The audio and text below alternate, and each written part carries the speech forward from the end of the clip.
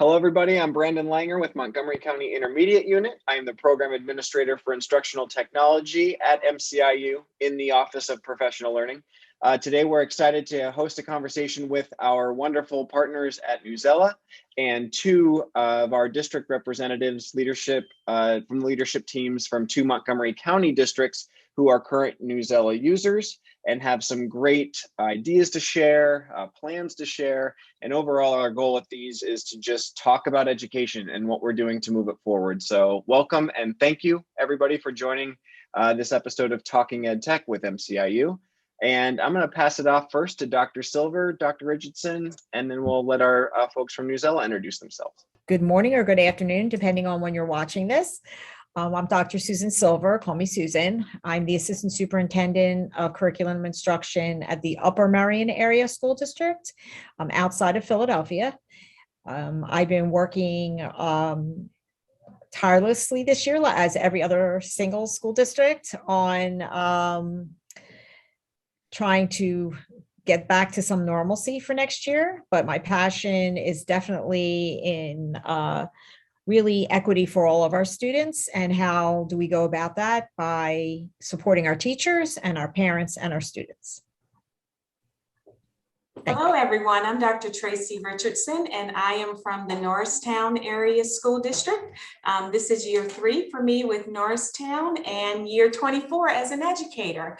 And I am the Director of Teaching and Learning, and I am passionate about making sure that we are putting curriculum in front of students in which they see themselves, and that the curriculum represents everyone to help with their interest and to help promote them being excited about coming to school every day. I'm Mandy Diesel, and I'm a District Partnerships Director here with Newsela. And I work with districts in the central and east side of the state primarily. My background is education technology, having worked with Apple for about 12 years, as well as a master's in learning sciences and technologies. And what excites me is engaging kids in learning, because learning is so much fun. It's just a matter of connecting with kids and helping them find the doorway or something that makes it personal for them. So I'm excited to be here today. Awesome, Mandy. Hi, everybody. I'm Ashley Hart. I'm a curricular solution architect here at Newsela. Formerly, before coming to Newsela, I was a grade 6 through 12 humanities curriculum director here where I reside in Massachusetts. And before that, I was in the classroom. And with Newsela, I definitely get to tap into my own passions. And I think that's really what centers me in my work with districts, really tapping into the passions of district leaders like Susan and Tracy, but also students, and really trying to activate that curiosity that then they carry through hopefully into their adult lives. So definitely happy to be here with everyone today. All right, well, once again, thanks everyone for joining us. And ultimately, I know all of us have this desire, as I said, to move education forward. And I love what Dr. Richardson said already about seeing students seeing themselves in what we're bringing to the classroom and building a welcoming environment. So I'm going to pass it off to Ashley and let you kind of guide us through just a conversation around what's the modern classroom look like. So once again, thanks everyone for joining me. Yeah, that's a great question, Brandon. So excited to have our panelists here today, Dr. Susan Silver and Dr. Tracy Richardson, such esteemed thinkers. And we'll be talking a little bit about redefining curriculum and instruction. And I almost want to replace that word redefining with maybe reinvigorating. And really working to challenge the status quo, especially now as we're thinking about the 2021-22 school year, coming out of a very chaotic year for most in education as we navigated through the pandemic here. So I want to pose this question to our panelists here. So now as we're thinking of where we are coming out of this pandemic, many leaders like yourselves are redefining curriculum and instruction and using this as a time to challenge what was. So talk to me a little bit about some of the priorities that you're specifically thinking about with regards to student learning in your districts in the fall? And how might that impact the way you think about curriculum instruction and resources going forward? So I'll pass it off to Dr. Susan Silver to get us started. Heavy question, Susan. Yeah, heavy, but it isn't something that I'm sure every district, members of every district aren't really thinking about pretty deeply. It has been a challenging year, but I think from this year, we've learned a lot of lessons, and we have to move forward with those lessons that we learned.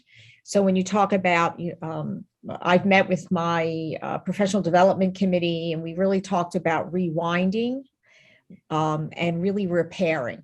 So there's really that opportunity to take what we learned this year, a lot of it the technology side, because we were virtual for a good part of the year, for at least half the year, and the techniques that our staff learned for student engagement, because nothing's harder than engaging a student via Zoom, especially a younger student.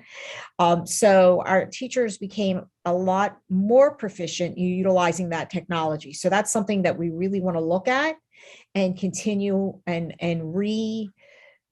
reimagine how we're doing that within the classroom. So we're hoping to go back fully in person. If we do that, how can you utilize all those wonderful skills, all those apps that you learned about all summer long? How can you utilize that? The other is really the repair, which I know Tracy's going to talk a lot about also, so I don't want to step on your toes, but our teachers and our parents and our students are going to come back quite anxious. We have students that haven't been in school all year long. They've been learning from home. We have students that were in school, but wearing masks. And, we worked so hard to create a collaborative environment in our classrooms. And then all of a sudden now they're in rows because they can't sit near each other. They can't use materials together because they're not allowed to touch the same materials. So we kind of went back to the old way of teaching where you were lecture, stand and deliver. And we were so happy that we hadn't been in that. We had round tables, we had students working together collaboratively, thinking critically. So I think that's what we want to move back to. So you talked a lot about the instructional model and just the logistics of the classroom, and moving. We kind of have to be shifted back to the old way of being in rows, and now looking to just physically transform that environment again. So we're in round circles, we're in tables, we're connecting with one another. And I'm curious, because that is one element that always comes up in conversations with districts across Pennsylvania, that connection and that collaboration. So I want to pick your brain a little bit about the curriculum and resources side, how your district views those pieces to the puzzle in another way to cultivate that or prioritize that collaboration and connection, whether it's student to content connection or student to student or student to teacher. So that's interesting that you bring that up. We are talking, so I'll give it a specific example, guided reading or small group work. So we use guided reading in the K4 level, K and some 5-8, and then we call it small group work. Our teachers were really lost this year because they wanted to continue that guided reading or the small group work and weren't able to really figure out how to get that done. And so we want to bring them back. So you talk about curriculum and using those materials when you have those stations, the old fashioned, I used to call them stations when I was teaching, but the rotations of your students, you utilize those Newsela or other apps with your students so they can work either guided or independently with the resources and the materials that you provided for them. So that's just one. I'm just giving you one little example of what we're hoping to move back to, but even better, because now the teachers understand more, I believe, understand better how to utilize the apps, how to utilize the resources that they have to engage the students. We have access to current authentic learning through Newsela. With that, how do you utilize that in those collaborative groups? Yeah, absolutely. I want to open it up to Tracy while we're still on this topic, because I kind of saw her nodding along and kind of the wheels turning here. So I'd love to hear your thoughts too on curriculum and instruction. I know in your intro you had mentioned really the core and something that you're passionate about is bringing in those mirrors and windows to curriculum and those opportunities students see across their educational careers. So love to hear from you as well. Sure. So one of the things that has kind of stuck with me with regards to the pandemic is just the silver linings that came out of all of this with regards to the technology usage, the collaboration, some of the engagement that we've seen. And so, you know, we had to jump in with both feet. This time last year, we were meeting with teams of teachers. There were days when I would meet with an elementary group of teachers, a middle school group across different schools, the high school group. And that's something that's been a positive, just having teams of teachers from different buildings come together on a regular basis to talk about instruction, to talk about curriculum, to talk about the technology portion of it. We hired a technology coach mid-year, and so we're excited to start the year with her. And so one of the things that we're working on is just kind of taking the curriculum that we've had that's been online in folders and making it a lot more living and breathing to the teachers, where there are resources in there for them, almost like a toolbox where this is the unit, but these are the different resources, and we've made sure that those things have been vetted through the different departments to make sure that they appeal to our special education students, to our English learners, to our students who are struggling, something in there for every single learner, even our gifted and advanced learners. And so we were very intentional when planning curriculum last summer to make sure that we looked at all of those students. And so that we're really excited about continuing with that next year, continuing to take what we've learned through all of this and apply it in ways that will make a difference with where our students are instructionally. A lot of different resources that we're bringing in. I love that. And I love what you said about making the curriculum a living and breathing document, because also often they do sit in those digital folders or even paper boxes still, or a binder. So really making the curriculum something that's always adaptive, it's responsive to student needs. And also love what you said about the gifted and talented students. So often when we think of differentiation and scaffolding, we're thinking of students that need those stepping stones up to be able to reach the grade level content, but there's also students that need the beyond, those steps to beyond. So thank you for surfacing that for us today and also the audience listening. I'm sorry, I just want to piggyback on that idea, because it's also when you have good platforms, Newsela being one of them, that not only offers the content, except you have copies for everybody. You can pivot at any time for those students that you're highlighting, whether they're high, low, in the, it doesn't matter.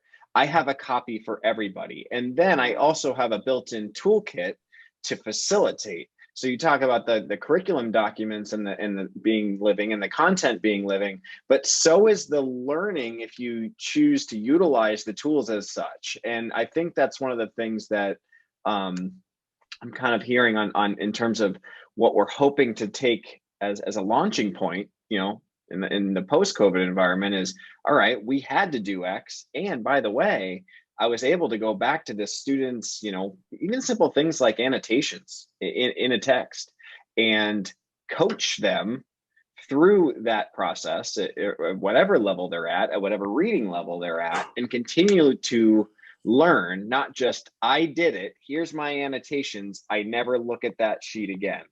Mm-hmm. I can turn it into a coaching environment in my learning space. And that's powerful. And that idea that the learning is living, the learnings is living as the curriculum document is as well. Yeah. And I love that picture of like students, I think in the past, maybe pre-pandemic, before like more training and coaching, we had this picture of like students being stuck in front of a screen, right? But Tracy had mentioned, walking into the classroom and seeing students in front of the screen, but still collaborating with their peers. Like they can sit in a circle with their computer in front of them, but that's the way they're accessing the content, not necessarily the way that they're collaborating. They're still interacting with one another. They're still having live conversations. So I love that picture for when we go back to school, instead of online learning being like an individual or a sole thing you're doing yourself silently, you're still having those dynamic conversations. You're just documenting like we do at our EdTech company, and we're collaborating, documenting all of that. That's what we do all day, but have really, really lively conversations and think tanks. So I love that image and how it's kind of transformed. And just to add on to that, some of the feedback that we've been getting throughout the year is how Newsela can be used as a springboard into and then fill in the blank, right? Because it's going to differ by grade, by subject, by what activities are being run, but that the content is engaging and relevant and relatable to students. And so it allows for teachers to, pivot was a word that was used earlier, but springboard into something, whether it's collaboration, it's developing critical thinking, it's talking to one another, it's writing. But it gives so many options for next steps. And it's like Ashley said about the students seeing themselves.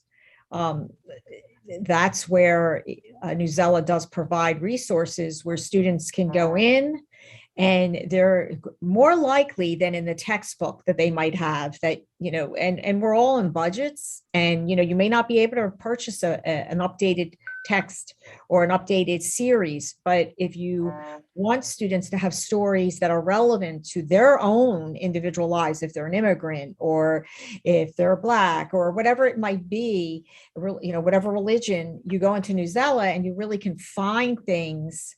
And as the kids get older, they can actually explore themselves and really find the articles that speak to them. And especially when you can do those, when you talk about collaboration, this collaborative, where you can have two articles that you can talk about. A child that might be struggling might have a different article. Even though your articles have different levels, you don't always want the same article. So they can have an article and then another student can have a similar topic, a similar focus area, and they can all see themselves in it. So I think that's part of the, I don't want to say the glamour, but part of really the usage of the app. It does promote the student engagement, and you're not sitting in front of a screen. Which is what parents don't want. And what we don't want is them just staring at the screen. Mm-hmm. Yeah, it creates that inclusive conversation, to Susan's point, where though you may be reading it at a different level, you can still participate with your peers and form your opinions and share them and support them with what you learned while you were reading. So I love that too. Because I know as a student, that feeling of sitting there and being like, oh, I have nothing to contribute because I didn't understand what was going on. So thinking of the experience of the student, I'm going to transition to our last question here, our second to last topic. So how is your district prioritizing social emotional learning and well-being of students as we head back into this school year? Before we talked a little bit about trauma-informed instruction. Social emotional learning, I've heard from a lot of districts in the past, has been kind of an add-on, or dare I say afterthought. It's more like a morning meeting thing or a maybe if we have time. So perhaps this is maybe an initiative in your districts that has strengthened over the past year or so. So what have those dialogues sounded like around social emotional learning, and where does content and academics fit into that fold as you think about that? So I'll pass it off to Dr. Tracy Richardson first, and then we will open it up. So we are well aware that social emotional learning has to be a focus this year. And so we have been having conversations all summer about what the first week of school looks like. And for us, that won't be, here's the syllabus, here's the textbook, let's get started with chapter 1, but it's more about getting to know the students, getting to start to build those relationships, starting to build in some of the social emotional content that we want to do with them. And so that is our plan. But even aside from that, week 1, there will be a lot of that. That will be our focus. But aside from that, the goal is not to say to the students, okay, let's put away your science. We're going to work on social emotional learning. The goal is to make it organic and a part of what we're doing and a part of the conversations with each lesson. And so for the elementary students, that will be integrated and a lot of the content with language arts, especially science, some of those subjects. For the older students, integrating it into the health curriculum and some of the other curriculum specifically. So we're trying to make sure that it is a focus on a regular basis for all grade levels of students. And it will look different at the elementary level as opposed to the high school level. But we want to make sure that in both areas, we are covering the content to make sure we're addressing the social emotional needs of our students. Absolutely. I love what you said about, I think you used the word integrate and routine, making it part of the daily kind of thought process and planning of teachers, and not like, let's put away the science books and take out your SEL or vice versa. And that's a lot of what we've been hearing here at Newsela in our conversations we've had with districts across Pennsylvania. There's more of this shift now towards rethinking content areas and how to use your word. How can we make it organic? Like when they're doing a STEM lesson, we can absolutely focus on social awareness and relationship building. Also, how do you do a collaborative STEM project? And I know Dr. Susan Silver and I have talked about that in the past. Oftentimes at the end of those big project-based learning opportunities, the kids are like, nobody was listening to me and my team. And then it all harkens back to social emotional learning competencies and how we're cultivating those to be active listeners, to be problem solvers. So that definitely rings true. And I think you're on the tip of something, or maybe a little bit further into some of that process, Tracy, in terms of planning with content and SEL in mind at all times than some other districts. So thank you for talking about it, because I think it starts with that, and that will inspire other districts as well. It's the immediate and the long term. So the immediacy for us is what's going to happen when kids come back. Like Tracy said, it can't be the normal back to school where we review what you learned, let's see what you know, let's get moving forward. It's really going to have to, and even for our teachers, we're planning our first day with our teachers in service, and we're saying this is going to have to look very different. Very different. We can't bring in a new initiative. It'll have to be something a little more focused on their social and emotional learning. A big thing for us this year is going to be looking at that whole sense of belonging and relationship building with students.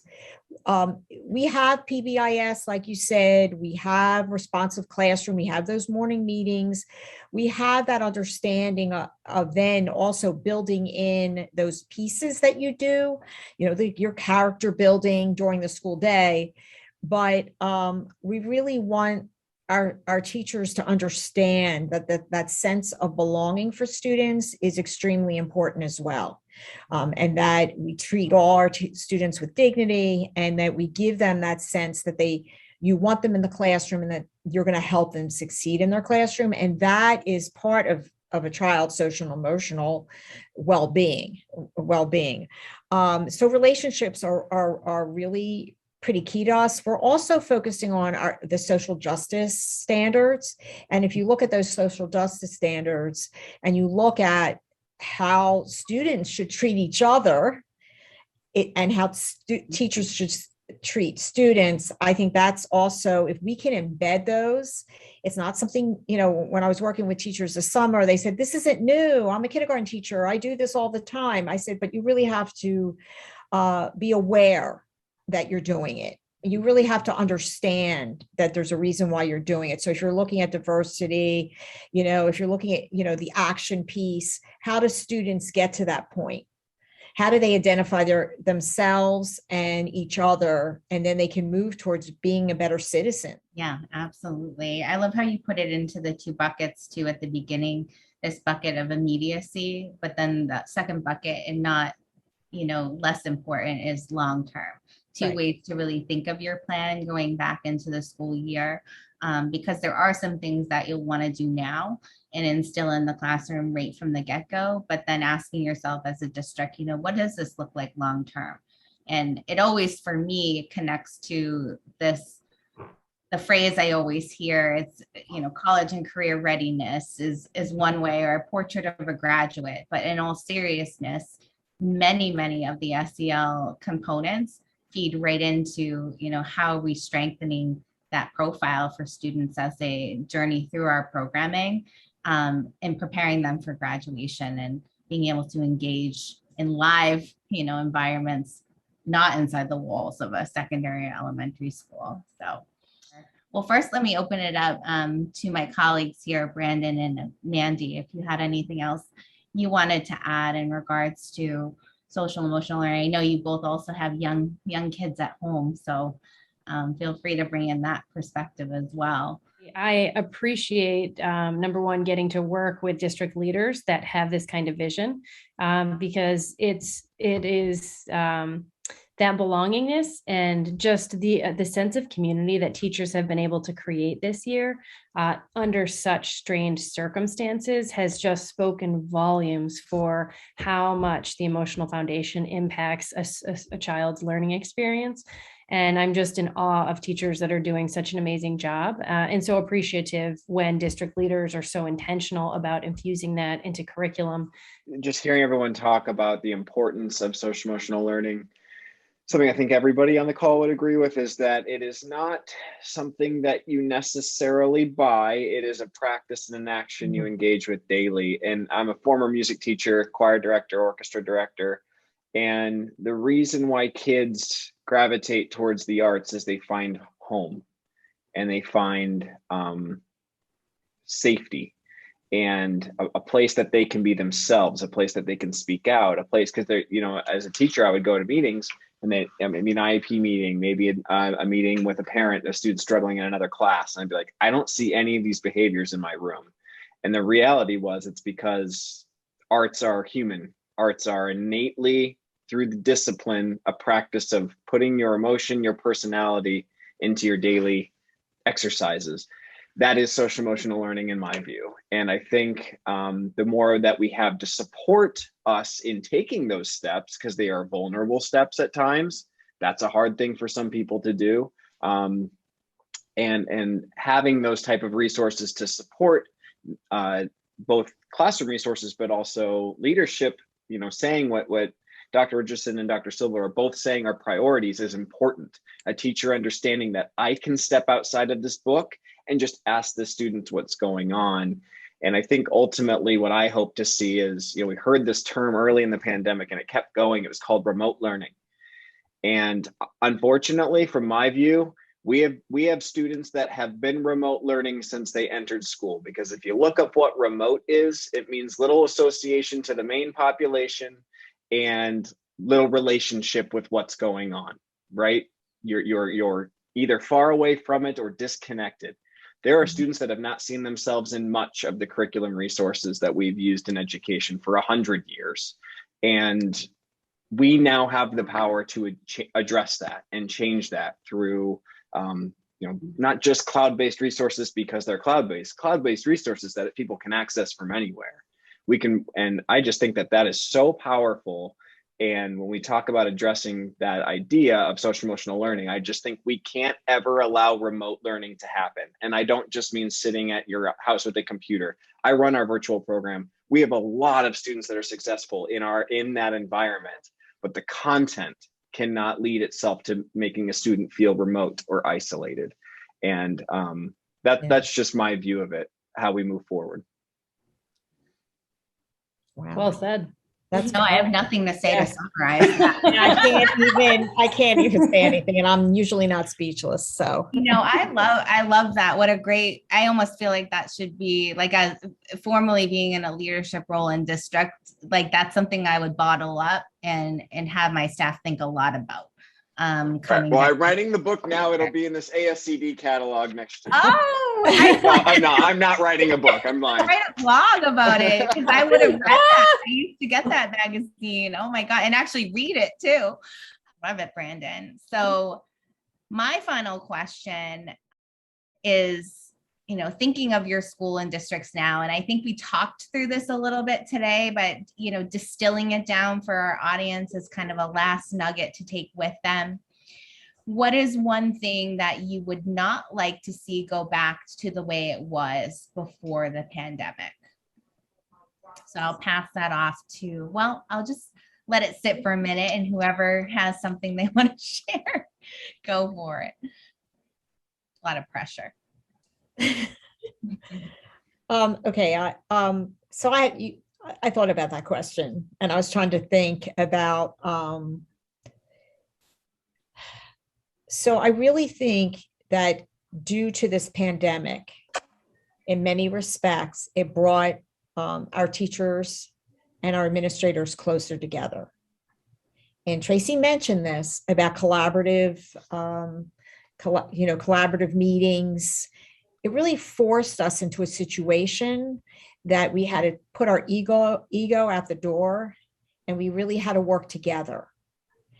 And I love that part. It was like at some point during the year, we all realized, teachers said it, how they're meeting every day, they're talking every day because they're virtual, and it was easier. So Zoom helped us, to really facilitate that. And when you think about last summer, Tracy, I bet last summer, oh my God, when I think about all the work we did to get ready, and every single moment was filled with meeting after meeting, but we worked together.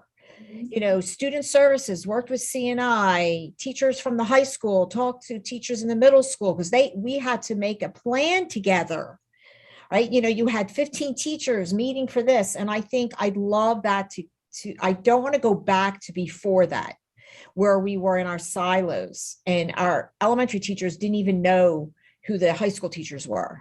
Like they met at something, they go, I didn't even know you existed, so I think I don't want to go back to that. I think I want where teachers feel more free to do that collaborative work with other teachers.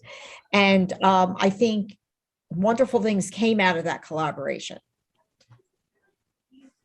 I love that, Susan. And I would say, to add on to that, I think I don't want to go back to the binders with the lesson plans and the folders with the curriculum documents, but I want to keep ensuring that things are lively and engaging and fun for our students, so that we're not having to have these meetings about attendance strategies, because children will want to naturally come to school, because there are things that are being done and said in our buildings on a daily basis that will draw them in, and they will come in and just be excited about the learning.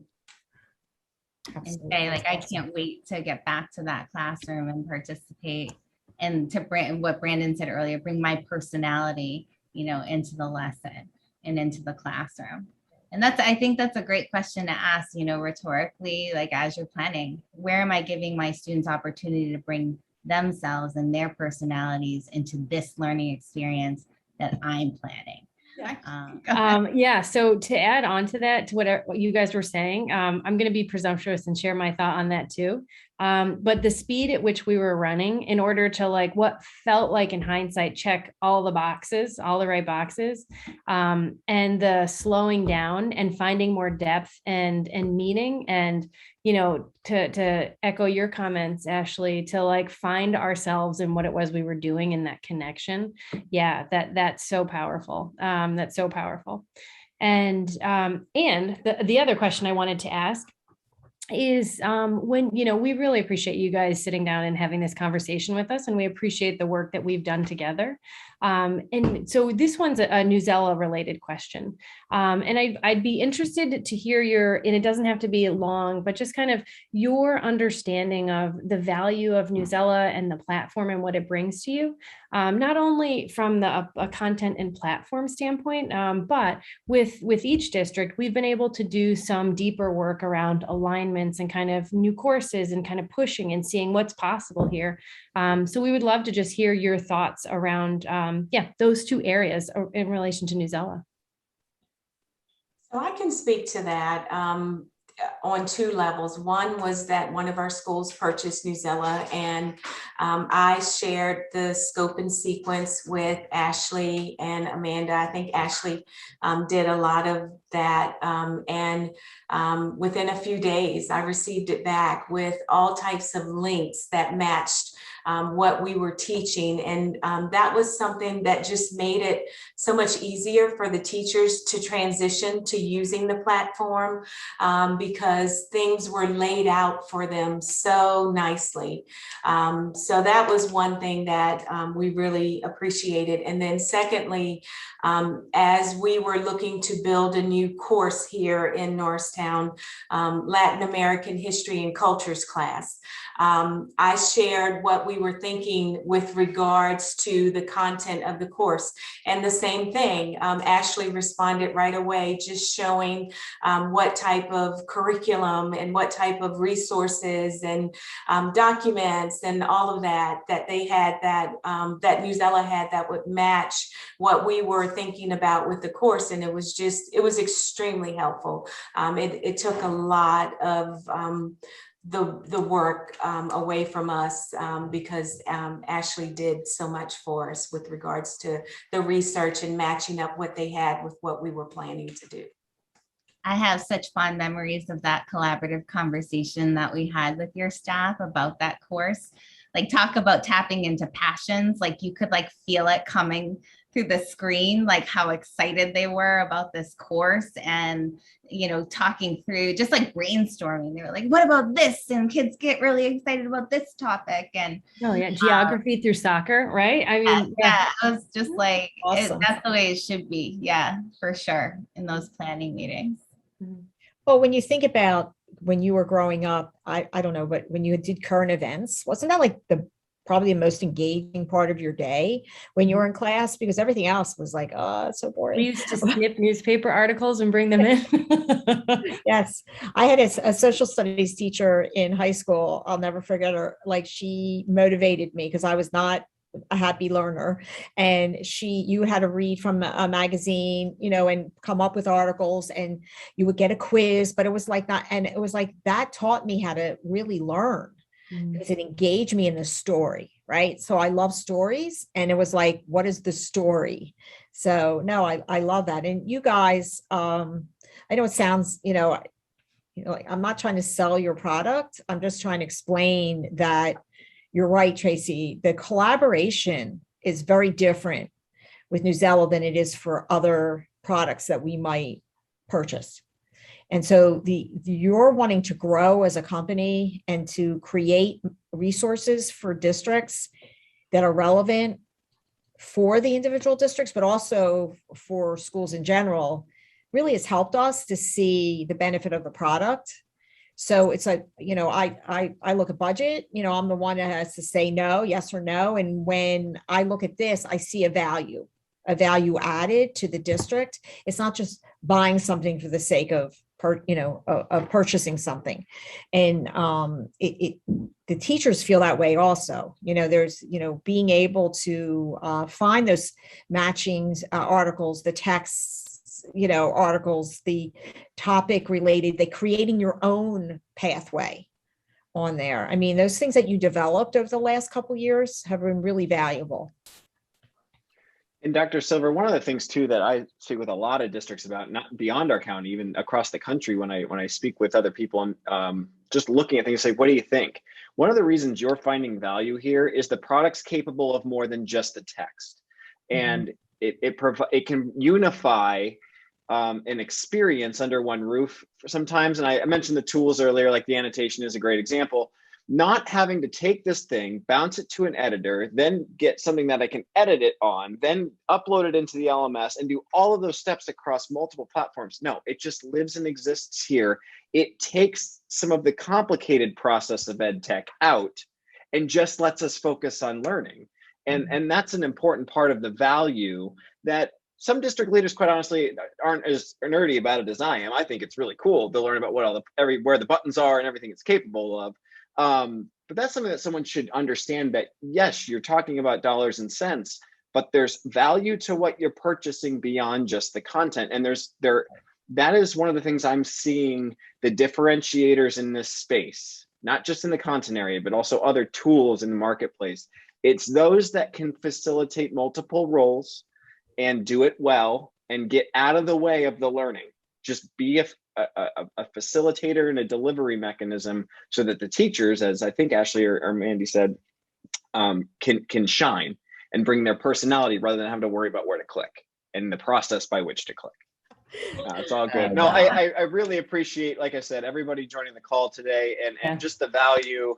I also appreciate how hard everyone has worked over the last year. I mean, that's what I wrote down to your question, Ashley, about what I don't want to see go away is we actually did the impossible.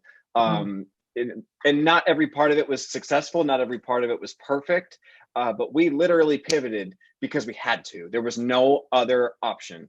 And we being the teachers, the staff, even just the way we took the cafeteria teams and developed out an entire delivery mechanism for food, because we all made it readily important how important food service is through our school system. That was articulated in a very odd way. I'm sure there's people that will say for years, I was telling all of you this, but it became readily apparent how important that those staff are to our communities. And I know all of you helped orchestrate that at the district level, Dr. Silver and Dr. Richardson. And that's just as much as we all love talking about teaching and learning, those things have been equally as tremendous to reflect upon. And I hope we never look at something and say we can't do that again, because we had to and we did, and we should continue to in benefit of the kids. So Brandon, I'm sitting here by myself right now representing the district, because I didn't do any of this without an immense amount of help from people.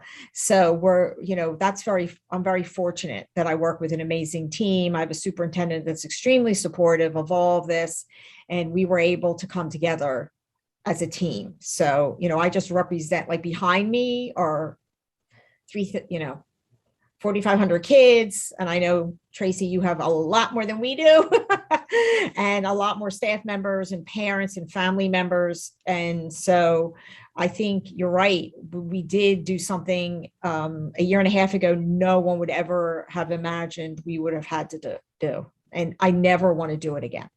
Never want to do this again. Okay. Well said. Well, once again, thank you everyone for joining. Thank you. I'm going to attach the contact details. If you are a district in Montgomery County interested in learning more about Newsela, you can always reach out to me. I do oversee our partnership, and we'll connect you to Mandy and Ashley as I work with them on a regular basis. But if there's any specific questions about the product, please feel free to forward them to me. And once again, thanks everybody, and we'll be sure to stay in touch. Good luck with the rest of the summer. Thank you. Bye. Thanks, everybody. Bye.